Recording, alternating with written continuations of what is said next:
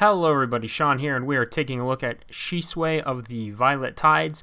I'm quite sure I'm saying that incorrectly, but you know what dungeon I mean.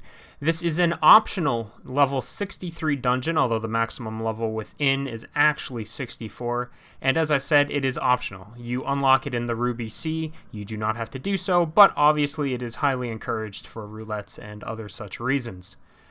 This dungeon starts out pretty straightforward. You have a bunch of trash pulls, nothing too noteworthy, although do keep in mind, at level 63 and level 64, your old 3.x gear is gonna start getting dated. So you will notice that tanks are gonna start taking more damage, your skills might not be hitting as hard, things might be harder to kill. This is the first dungeon where your gear is going to start feeling old, and if you haven't been keeping up with new gear, level 64 gear, you might notice that this dungeon is a little harder than it has to be. If that's the case, you can always pick up new gear through main scenario quests, side quests, the auction house, all kinds of other methods to get gear. You can, of course, just do this dungeon over and over to get gear as well. But just keep in mind that this is the first dungeon where your old 3.x gear is going to start feeling dated. As I said, these trash pulls, nothing to really talk about here, very typical trash pulls. The only thing you really need to be aware of in this area are the anglerfish that are hiding in the ground. You get near them, they pop out, they do a little bit of damage, and then you can carry on with your day. And you'll repeat these pulls 4 or 5 times, and you'll get to the boss, which is this guy right here. This is Amakiri, the first boss of the dungeon. I'm sure I'm saying the name wrong. And this boss has 2 major mechanics to really talk about. The first is where he will target someone, then spit water on them, then walk over and prepare an attack. While he is preparing, he will be able, or you will be able to target his leg, specifically his third leg, it'll say. You want to make sure to kill this before his attack goes off, or else that character is most likely going to die, and you're seeing that right here. Once the leg is dead, the boss actually falls on his back and gets a debuff, allowing you to deal quite a bit more damage. So while he's on his back, feel free to use your high-hitting, high-damage skills and any cooldowns you might have to increase your damage. It only lasts for about 10 seconds, but you can add up a lot of damage in that 10 seconds. The other major mechanic in this fight is when the Amakiri will spawn. This is a small scorpion ad, as you can see, and once it arrives on the battlefield, you want to kill it immediately.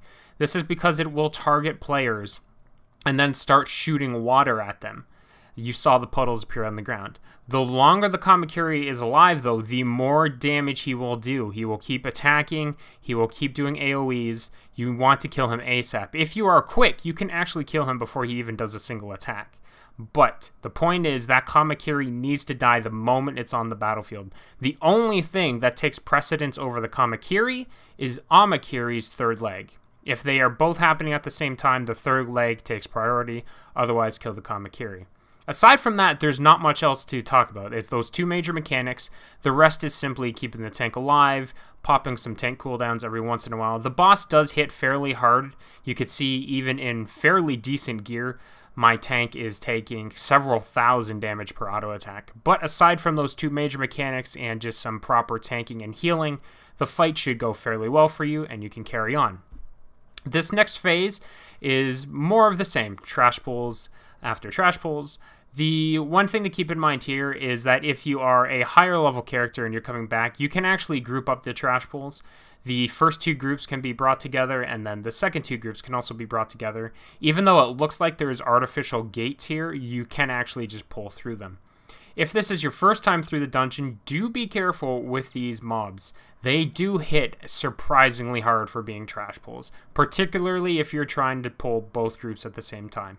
If you are doing this dungeon for the first time, I can't stress it enough that you really should take the pulls one at a time. Because like I mentioned earlier, that your gear is from 3.0 is going to start feeling dated at this point, you can get overconfident in your dungeons after years of just grabbing every monster all at once and tanking through it no problem. These newer dungeons, you just can't do that unless you're in max level gear because these enemies are going to hit hard. So be very careful if this is your first time through here. Go slow. Don't try to rush. The enemies here can hit like a truck, and if your tank dies, well, it's going to be bad news bears for the rest of you. But aside from that precautionary tale, The pulls themselves, straightforward, just avoid the AoEs as usual. This group here, you notice they were shooting fire arrows. However, once you get close to them, the archers will fall back, the fire arrows will stop. Again, you can group them up to fight both groups at once, but I cannot stress enough that if it's your first time, take them one at a time, be patient, it will save you some hassle. Once you've gone through several groups of trash mobs, you will be at the second boss.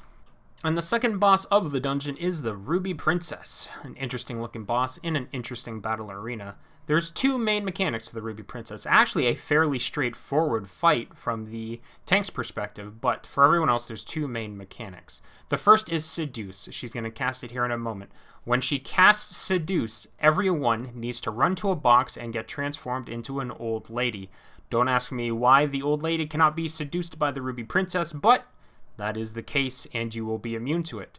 If you do not get transformed in time, your character will be seduced. You'll walk towards the Ruby Princess, and you'll get hit by Coriolis Kick for several thousand damage. The interesting part about the boxes is that it's actually an AoE effect. So if there's not enough boxes active, you can actually all group up around one box to have it transform you. It's a very small AoE, mind you, but it is an AoE, and it will work. The boxes respawn very quickly, though, so the odds are all four will be ready when you need them.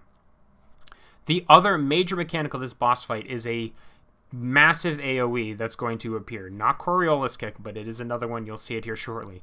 3 targets will appear on the ground, 1 over the boss, and then 2 over either the DPS or the healer. And once those appear, those characters need to run, and they cannot stop moving for approximately 10 seconds, and I will point it out the moment it appears on screen. If you stop moving, you will die, because the AoE does not stop. Abyssal Volcano is the AoE in question, and here you can see it actually chases you, so you need to keep moving for about 10 seconds until the volcano stops. Again, it only targets the DPS or healer. That is not a tank notable mechanic. Other than those two things, the fight is pretty straightforward. She doesn't really do much else other than her normal auto attacks and a couple tank buster-ish skills, but they still shouldn't hit you for more than a couple thousand damage. As long as you can avoid Seduce, and as long as you run away from that volcano AoE, you'll be A-OK, and you can carry on to Section 3 of the dungeon. Now, Section 3 of the dungeon is just more trash pulls, but there is one little thing they threw in. Well, 2 little things. The first is each of these areas is gated. You can only pull so many enemies at a time, so don't get your hopes up about just blasting through the entire 3rd section. There's physical gates. You have to kill the enemies to open them. The second thing about this section of the dungeon is occasionally you'll see pufferfish floating around. You can't interact with them, you can't hurt them, there's nothing you can do to them other than watch them explode and try to avoid it. That's all you have to do. Just avoid the AoE and you'll be fine. Kill the ads and then carry on from section to section. And once you've done that, you'll be at the final boss. And the final boss of the dungeon is the Shisui. Very interesting looking boss, and I'm quite sure I'm saying the boss's name wrong, so I apologize about that. There are 3 major things that we need to go over for this fight, one of them being far more important than the rest, and that is Thick Fog. This is her main skill. And as you would suspect, it fills the arena with fog briefly, she disappears. Now the first part of this is that you have to kill these churns. You want to do this as fast as possible because while they're alive, they're dealing damage to you via a debuff. So the faster you kill them, the less damage you'll take. Also, as you kill them and each one disappears, it will also remove a layer of the debuff. Now that's not all. While you were killing them, she swims around beneath you and then reappears. You may not have noticed that time because things were so hectic on the screen where she was, so we will point out in the future how to see her, but there is a way to see her via ripples in the water. Now the second mechanic of the boss fight is this one. It's just a simple gaze attack. Anytime you see it going off, make sure you put your back to her. You will not be affected by it. If you do get hit by it, your character will be confused for approximately 10 seconds and you'll have no control over their actions and movement. The third mechanic is the sharks. There are 3 sharks that will appear throughout the boss fight and they will tether themselves to different people. There are 2 small ones and 1 very large one. You want to kill the small ones first, then the large one, then go back to the boss. The reason for this is that the small ones attack after about 15 seconds, and the large one takes about 30 seconds to charge his attack. So you want to kill the small ones, then the large, then go back to the boss. If anyone does get hit by a shark, particularly the large shark, it is possible that they will die, so it's very imperative that sharks take priority over the boss when they appear. Now this time, while you're watching the thick fog mechanic go off, don't look at the churns, but watch the water. The boss will swim through the water, leaving ripples where she goes, and you can see her going from the right to the left right now.